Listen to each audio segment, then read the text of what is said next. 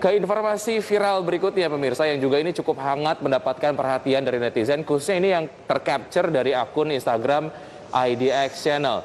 Presiden Joko Widodo kemarin meluncurkan sistem online single submission atau OSS berbasis risiko di Kementerian Investasi.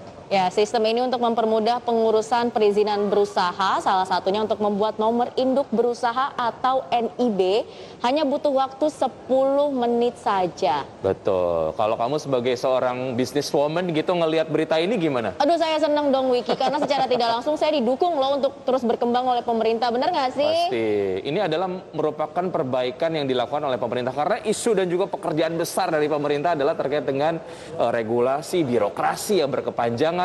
Dan apalagi kalau cita-citanya adalah menggerakkan roda perekonomian, kemudian entrepreneur juga hidup, tapi ada selera dari masyarakat sendiri untuk menjadi pengusaha gitu, tapi kalau perizinannya susah, ya nggak jadi gitu ya. Serapan tenaga kerja juga akhirnya tertunda juga. Dan kalau ada kebijakan-kebijakan seperti ini atau regulasi-regulasi yang dipermudah seperti ini kan secara tidak langsung para pelaku usaha, terutama pelaku usaha lokal juga ini kan merasa didukung ya. Dan ketika para pelaku usaha ini bisa tumbuh, ini kan juga bisa mendorong perekonomian pada akhirnya, betul ya? Pasti ya. Oke, berikutnya kita akan bacain lagi nih komentar-komentar yang tentu saja disampaikan oleh netizen followers dari IDX Channel, akun Instagramnya.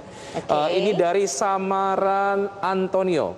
Dia bilang NIB kan hanya langkah pertama. Banyak izin yang lain-lain di Pemda tidak mudah. Kami sudah 2 tahun urus IMB tidak jadi-jadi. Padahal nemu syarat dipenuhi semuanya, semua syarat katanya. Pemerintah daerah itu adalah raja-raja yang tidak pusing sama pusat, nggak mikirin katanya gitu. Pak Jokowi mau bilang apapun mereka tidak pusing, artinya nggak mikirin gitu loh.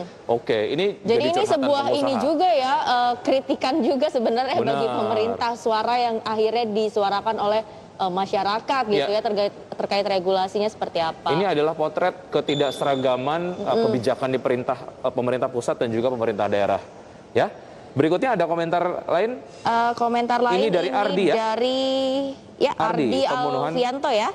Ya, pemenuhan komitmennya yang butuh tenaga, waktu dan juga biaya. Tapi di sisi lain sebenarnya kita juga harus tetap mengapresiasi langkah pemerintah ya yang secara tidak langsung ya lagi-lagi ingin membuat satu regulasi yang sekiranya mudah untuk keberlangsungan dunia usaha di dalam negeri sendiri. Betul, upaya perbaikan begitu ya. Ini ada satu lagi komentar dari Ayu Cahya.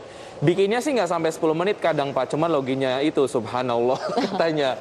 Karena ini kalau misalnya ada, ini juga terjadi dari banyak sekali fasilitas virtual atau mungkin digital yang dimiliki oleh pemerintah. Ketika awal-awal disosialisasikan kepada masyarakat biasanya terjadi crash karena excitement ataupun mungkin semangat dari masyarakat Indonesia untuk mengakses fasilitas publik tersebut sangat tinggi sampai akhirnya ya terjadi crash tadi ya.